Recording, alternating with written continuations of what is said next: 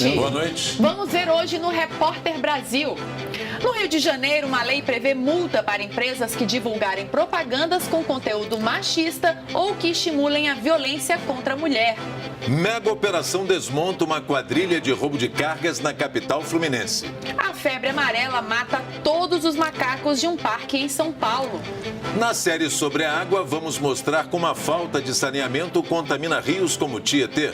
50 alunos de todo o país se preparam para participar do programa Jovens Embaixadores nos Estados Unidos. E ainda, você vai conhecer uma estação biológica criada para preservar a arara azul de Lear, uma das aves mais raras da caatinga baiana.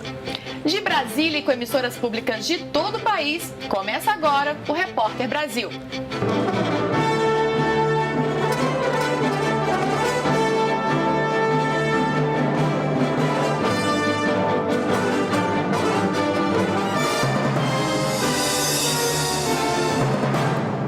Começou a valer no Rio de Janeiro uma lei que proíbe campanhas publicitárias de conteúdo sexista ou que estimulem a violência contra as mulheres. As empresas que descumprirem a regra podem pagar multa de até R$1.300.000.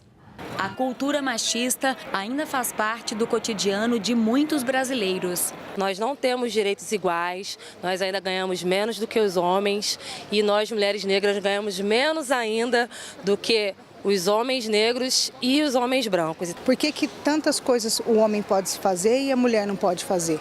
Você entendeu? Então, isso para mim é um machismo. Aqui no Rio de Janeiro, uma lei promete ajudar as mulheres na luta pelos direitos. A partir de agora, qualquer empresa com sede no estado que veicular campanhas publicitárias com conteúdo machista será multada. O valor depende do tipo de mídia e pode chegar a até R$640.000 para o caso das mídias sociais. O texto prevê que todo o dinheiro arrecadado com as multas será revertido para o Fundo Especial dos Direitos da Mulher, administrado pelo Governo do Rio. Iniciativa que foi comemorada pela coordenadora desta ONG, que luta pela igualdade de gênero. Ela afirma que a exposição do corpo feminino nas propagandas estimula o machismo e a violência contra as mulheres. O produto ele fica secundário na propaganda, né? Você quer vender algo, mas a propaganda vem através do corpo da mulher para valorizar o produto. Esta especialista em publicidade afirma que os consumidores têm um papel fundamental na fiscalização. O que vai dar efeito, de fato, é se o consumidor não comprar aquele produto. Se o consumidor não adquirir aquele produto, não se ver representado por aquele produto, um caso recente de uma empresa de cerveja que mudou toda a sua publicidade, que reconheceu o fato de tratar a mulher de maneira objetificada e ela mudou a campanha e fez uma nova representação da mulher. A polícia do Rio de Janeiro fez hoje uma mega operação para desmontar uma quadrilha especializada em roubo de carga. Pelo menos 10 pessoas foram presas. 50 policiais participaram da ação em comunidades da Zona Norte do Rio e na Baixada Fluminense. Ao todo, eram 25 mandados de prisão e outros 25 de busca e apreensão. De acordo com a polícia, os criminosos chegavam a fazer 3 roubos de cargas por semana, em média, nos últimos 6 meses. Foram apreendidos diversos materiais, supostamente roubados por essa organização criminosa, um simulacro de arma de fogo, certa quantia em dinheiro, também apreendida, relógios, tênis, bebidas de diversas espécies, pneus de veículos, ar-condicionados, um caminhão roubado, recuperado, além de 7 outros veículos também recuperados nessas comunidades. Roubo de carga tem assustado o Estado. Em 2017, foram mais de 9 mil casos. E um levantamento da Federação das Indústrias do Rio de Janeiro, Firjan, aponta que entre 2011 e 2016, este tipo de crime causou prejuízo de cerca de 6 bilhões de reais à economia do país. A febre amarela matou todos os macacos bugios do Horto Florestal na zona norte de São Paulo. A informação é da Secretaria do Meio Ambiente. O parque, que estava interditado desde outubro do ano passado, foi reaberto ontem. 17 famílias de macacos morreram no Parque Horto Florestal, na Zona Norte, por causa da febre amarela. No total, 86 animais morreram pelo vírus. O primeiro macaco foi encontrado morto no local no dia 9 de outubro do ano passado. Os macacos são apenas hospedeiros da febre amarela, assim como nós, seres humanos. Os transmissores da doença são 2 tipos de mosquitos silvestres. O Horto Florestal, primeiro parque a ser fechado por conta da febre amarela, foi reaberto ontem. A recomendação é que apenas pessoas vacinadas há mais de 10 dias frequentem o local. O vírus, ele continua circulando nos parques e continuará. Nós esperamos que não morra mais nenhum macaco, nenhum bugio. Mas isto pode acontecer. Agora, qual é a melhor forma de proteção? A melhor forma de proteção, a mais segura e definitiva, é a vacina. A Justiça Federal suspendeu hoje a medida provisória que permite a privatização da Eletrobras. Na decisão que é provisória, o juiz Carlos Kittner afirma que o governo não justificou a urgência de editar uma medida provisória para alterar de forma substancial a configuração do setor elétrico nacional. Em nota, o Ministério de Minas e Energia disse que vai encaminhar à Justiça uma manifestação legal sobre o assunto. O Ministério também afirma que o detalhamento será enviado ao Congresso Nacional, reconhecendo que a União não tem a condição de prover os recursos de que a Eletrobras necessita. A Advocacia Geral da União disse que vai recorrer. Como a religião e a espiritualidade podem ajudar a resolver o problema da água no mundo? Essa é a pergunta que o seminário Águas pela Paz procura responder. Entenda na reportagem de Paulo Leite.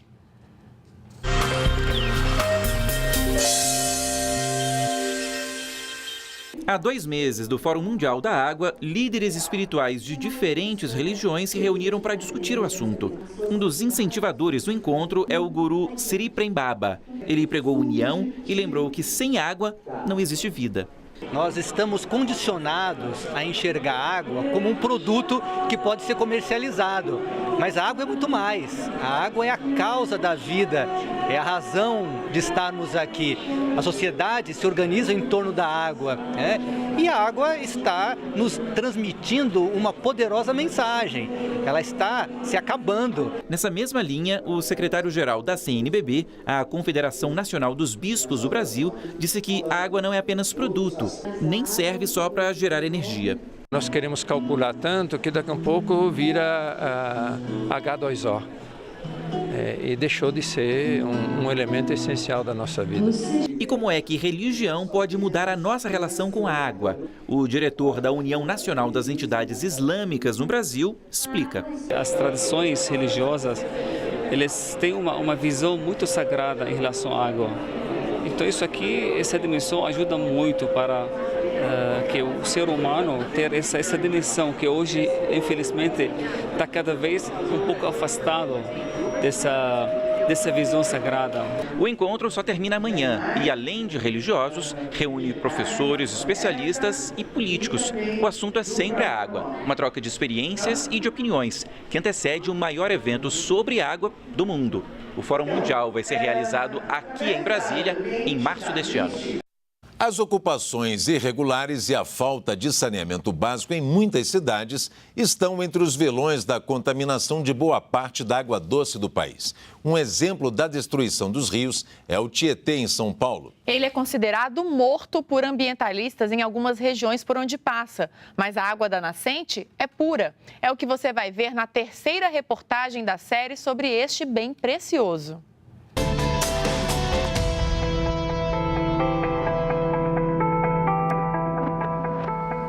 O Tietê é o principal rio de São Paulo. É um gigante que cruza o estado com mais de 1.100 quilômetros de extensão.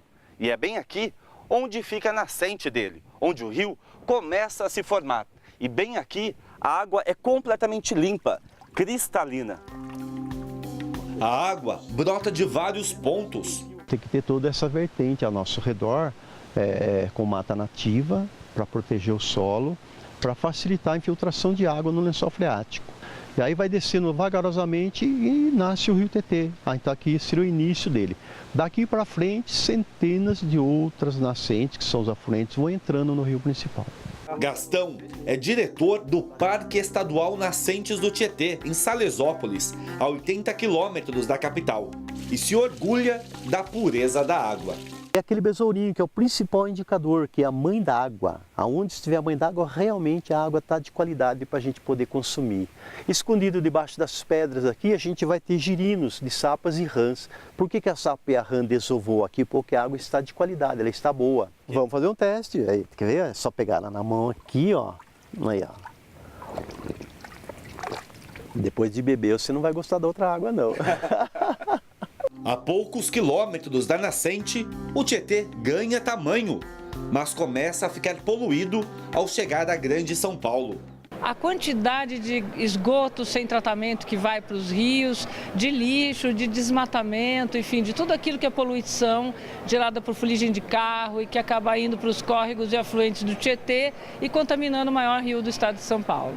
As margens do Tietê, encanamentos precários, revelam um cenário de abandono. Nesta parte da Zona Leste, o esgoto é jogado no rio. Dependendo do bairro, eles asfaltam o bairro, mas não colocam saneamento básico, não colocam esgoto. Eles fazem um meio esgoto, que a população mesmo faz o seu próprio esgoto, e aí a água continua cedendo indo para o rio Tietê. Para tentar esconder a poluição, o paisagismo na Marginal Tietê, uma das vias mais importantes da capital, ganhou força. Este é um dos pontos mais críticos para o Tietê. É o cruzamento com o rio Tamanduateí, que vem do ABC Paulista e deságua aqui. É o encontro de dois rios totalmente poluídos. A água mais parece óleo. Estamos em Santana de Parnaíba, município da Grande São Paulo. E esse é o rio Tietê, que depois de passar pela capital paulista, chega aqui completamente morto. Tem hora que tem um fedor tão forte que é insuportável. Lá dentro de casa eu tenho 4 crianças e 3 estão com problema de respiratório. A água ganha outra cor na cidade. Você pode pegar o carro e ir lá do outro lado na praça aqui, que é do centro histórico lá, que você sente a mesma coisa. O projeto de despoluição do Tietê começou há 25 anos e já consumiu cerca de 8 bilhões de reais. Na capital, a prefeitura retomou, no começo do ano, uma parceria com o governo para limpar córregos. Mas a limpeza do rio está longe de virar realidade. Quando chove é bem pior. A mistura da água com a água que as pessoas bebem, vocês estão vendo ali, as mangueiras que são água, então a situação é bem crítica. É crítica mesmo. Um estudo da Fundação SOS Mata Atlântica revela que o trecho considerado morto do rio tem hoje 130 quilômetros de extensão. Como voltou a chover e houve uma normalidade na vazão dos rios, era para os avanços em saneamento terem sido percebidos. Porém, esses avanços foram insuficientes. Evidentemente que o papel que a gente joga no chão, a bituca de cigarro, a compra de produtos não biodegradáveis, tudo isso influencia porque vai parar no rio e somos 20 milhões de pessoas jogando alguma coisa de forma irregular. Então, a nossa corresponsabilidade é fundamental nisso, mas principalmente cobrando das autoridades, e no ano que vai ser um ano de eleição, prioridade com o saneamento ambiental.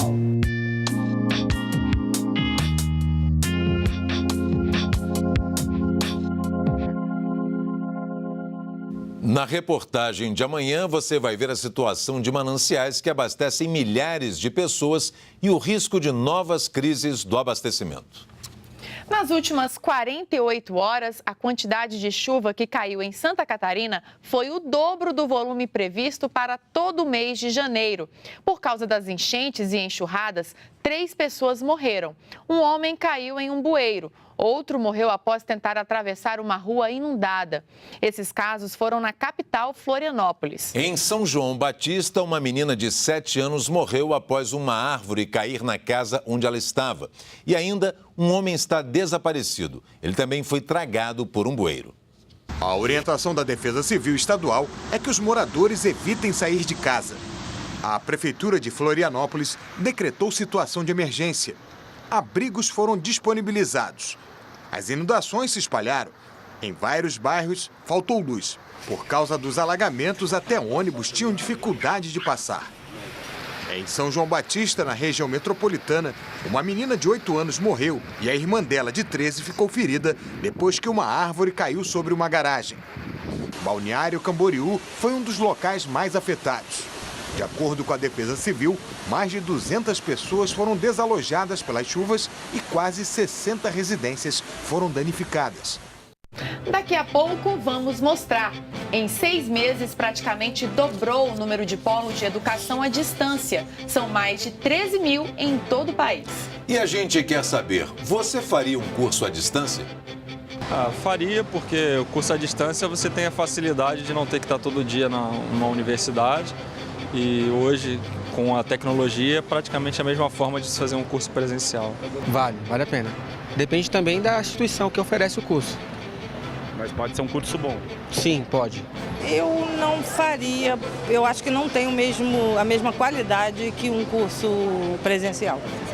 Pelo Facebook, José Augusto respondeu: eu fiz uma graduação à distância devido à flexibilidade de horário e o valor acessível.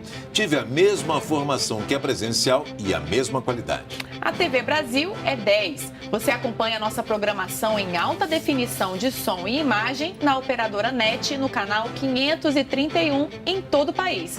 E também estamos ao vivo no Facebook. Passa lá na nossa página e assista onde quiser. Participe enviando suas críticas, sugestões e responda a nossa pergunta do dia. Em instantes, veja como ficou a duplicação do trecho da BR-135, conhecida como Rodovia da Morte. E ainda hoje, a Prefeitura do Rio pede ajuda ao governo federal para garantir a segurança durante o carnaval na cidade. Os detalhes em 2 minutos.